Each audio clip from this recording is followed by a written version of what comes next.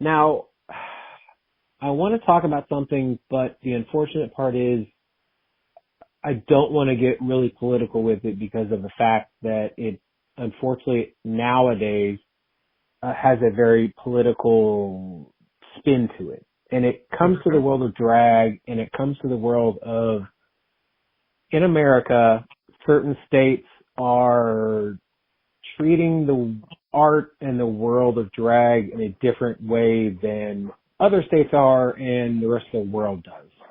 I want you as a drag artist to kind of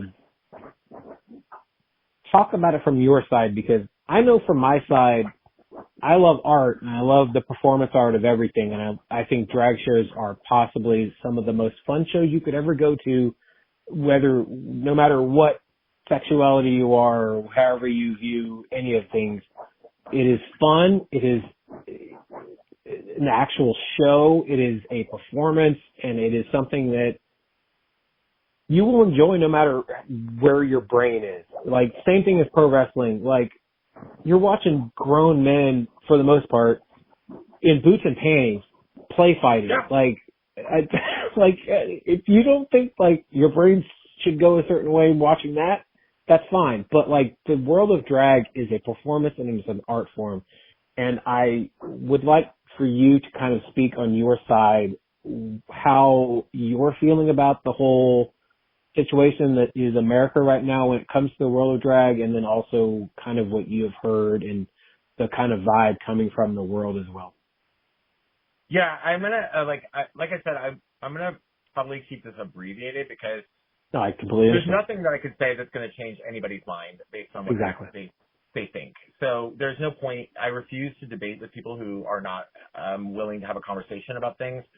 Number one, but the reality that we're looking at right now is that, you know, drag is being used as a scapegoat, and that's really what it comes down to. It's being a scapegoat that is being demonized, and it's an easy target for people. It's an unfortunate, easy, and political target, which, by my standard, complete sleight of hand. It's the smoke and mirrors thing that's going to try to distract people from real issues at hand. But for me, it is something that I have to deal with this stuff. I do TikTok lives, and I get bombarded with people being stupid all the time. And it's an unfortunate reality. But it's the reality that I'm faced with. I will say this.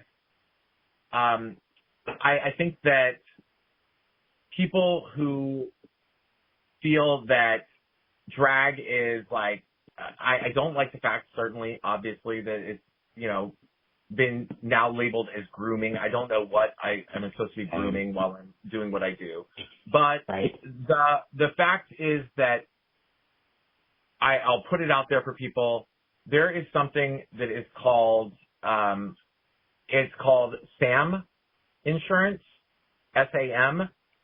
It's sexual abuse and molestation insurance. Oh. And it's sold. And you can look it up. And it is sold. There are industries of insurance that sell SAM insurance. And I can promise you that they do not sell it to drag shows. They don't sell it to libraries. They don't sell it to drag queens. They sell it to big industry. They sell this insurance to big industry, and they sell it to churches. So sexual abuse and molestation insurance is purchased by people in large corporate environments to protect them against abuses, and it's sold to people in church environments to protect the church from such allegations. I would think that speaks volumes, and it's something that like isn't suggested to. It's not like car insurance where it's suggested to all drivers. It's and required of all drivers. It's suggested and almost required of certain industries, and it has nothing to do with drag. But in terms of the way it's impacted me personally, I think it's very sad, and I think that it is alarming that it's something that is reaching the kind of levels that it is. But at the same time, given the political environment today, it's alarming does not equate shocking. Yeah, everything you just said, I completely understand, because we are somehow in a world where you almost have to be one or the other. Even if you were in the middle, you somehow are wrong. And none of that makes any sense whatsoever. And I've loved drag shows since the first time I ever saw one. And I think that they are, again, so much fun, and they are literally a performance. And if you love art of any situation or any type, you're going to love a drag show. So I highly recommend going to see one. And if you have to go to a brunch, if you have to go to an adult place, which I imagine is bars that will serve you alcohol and you get to see a drag show, go, because they are some of the most fun places and experiences you will ever have in your entire life. I've been in the industry for almost 20 years, and I love the art form. I love the environment that we perform in. I think that one of the things that's obviously key for any performance artist is to recognize and acknowledge the audience that you're geared towards. And if that happens to be an afternoon all ages audience, most of the artists that I know are bright enough to kind of gear their performance towards that. And then there are, times when it's like, I think there are individuals out there who may not have those kind of boundaries. I'm sure there are, but at the same time, most people with any form of common sense would gear they would tailor their performance towards the audience, just the same way as people getting concerned about drag queens reading to children. They're reading them a children's book. They're not reading them Shakespeare because they're not going to understand that. And it's not the audience. So there you go. It's unfortunate. I wish that some of the parents of these children knew how to read a little bit better so that they could reach their own children. You are not wrong there. So I completely agree. Now, I have a segment on the show. I call it the 5 count. It's just 5 random questions, and you just answer as quick as possible. Okay. Number 1, top 3 favorite tag teams. Midnight Express, and those are my top 2 favorites, and then maybe the Tully and Arn. That's the third. Oh, Brainbusters. Midnight, Tully and Arn. There you go. If you owned a liquor company, brewery, winery, or coffee shop, which one would you own, and what would the name be? I would own a coffee shop, and I have no idea what the name would be. But yeah, I don't drink alcohol, so I definitely probably wouldn't own a brewery. Yeah, I'd like to be able to test my own shit. True. If you own a brewery and you don't drink, then it's kind of like owning a tattoo shop and not having a tattoo. Well, I couldn't even test my own product. Exactly. Yeah, so it makes no sense. What was the last 3 things you Googled? The last 3 things I Googled were, I can literally tell you, wigs by Vanity, I envy eyelashes, and my commands are down on my Twitch channel. Those are literally the last 3 things I Googled. Oh, wow. So all work related. Wigs by Vanity, I love their hair. I envy lashes, that's all I wear. And why are my commands done on Twitch? I don't know. I tried to follow the instructions. What do you, I guess, this is separate from the segment I'm asking right now, but what are your thoughts on Twitch? I know that there are a lot of people that are very high on it, and then there's other people that are not a fan of Twitch, but they love other streaming platforms. Do you have a preference? Obviously, you're more on the Twitch. Okay. I started out in love with Twitch. It was a great way to meet wrestling fans, to congregate with wrestling fans. Yeah. It's also a great added source of income. Over the past year and a half, my income from Twitch has dropped and dwindled dramatically, and it's disenchanting.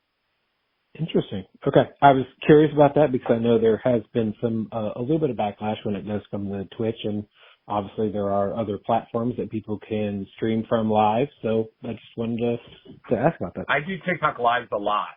So There you go. TikTok live is more fun to me. I love my community on Twitch. I have an amazing community on all my social media, and they integrate very well. But in terms of like spending hours and hours streaming professional wrestling, which I generally do, and every Tuesday on Twitch is NWA Day. Tuesday is NWA Day. I stream there no matter what for the most part. But yeah, they just making it financially feasible to do that on an ongoing basis. They take a huge chunk of money now, and they cut back on anything that they used to do to support the streamers. That is very unfortunate. Okay, so who or what inspires you? Who and what inspires me? My mom inspires me. Pro wrestling inspires me, and an eternal belief that humans are better than they generally tend to act inspires me, because I want to act better than the human existence seemingly makes possible. I love that. And yeah, there are, unfortunately, the world highlights more of the bad humans as opposed to the good humans, but there are, if people actually paid attention, there are far more good humans than there are bad humans. Unfortunately, they don't get the highlight that they need to. That's correct. Yeah. What would you tell your 17-year-old self? Never let somebody else's opinion of you become my opinion of me. Love that. I think there's Jay Shetty quotes somebody all the time. It's not. I'm gonna mess this up so bad. So I imagine whoever is gonna fact check me can go ahead and have fun. I think it's I'm not who you think I am. I'm who you think I am. I think that's maybe one of the quotes. Probably way off, but it's something along those lines where, you know, people often think that what their perception of themselves is actually the reality, when in fact the reality is that what they actually, who they are, is completely different. I just, you know, like I held myself back for a very long time because I allowed concerns about what other people would think of me to deter me from following my dreams. And it wasn't until I was able to remind myself that other people's opinion of me is none of my business, and what people think of me is not my reality.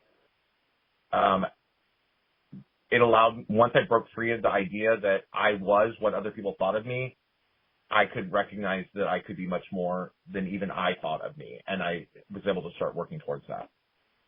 I love that, and you're doing it every day. Now, if people wanted to find you, follow you online, listen to your podcast, which we didn't even get into, unfortunately, see you in the real world, listen to your fantastic, if not what you think is maybe shitty, dance music, like, how can they do all the things?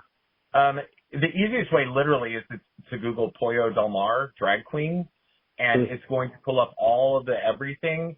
You'll have everything from my Wikipedia page to access to stupid music that I released, or you'll find all my socials there. On Instagram, TikTok, and Facebook, you can, you know, at the end of your, whatever of those URLs you type, you just type Pollo Del Mar fans, and that'll pull me up. On Twitch, I'm just Pollo Del Mar, and on Twitter, I'm the Glamazon PDM, but I think that's going to change soon. Oh, well, there you go. Pollo, thank you so much for your time. There's so many things that I didn't even get into that I wanted to, but doesn't mean you can't be maybe the first time, two-time guest. So who knows? But I thank you for your time now, and I do hope to talk to you again in the future. Thank you for having me on. I appreciate your time.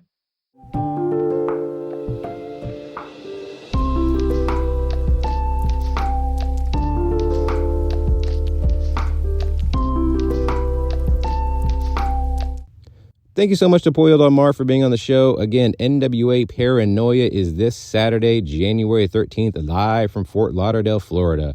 Definitely make sure to check out Pollo Del Mar on there and wherever else Pollo Del Mar is showing up. And speaking of, don't forget, make sure to follow our social medias. It is Brewsers Pod. That is BREWSCRSPOD on the Instagram, the Threads, and the Twitter. If you want to send us an email directly, it is brewserspod@gmail.com. And if you want to follow me, it is Rody John. That is RO.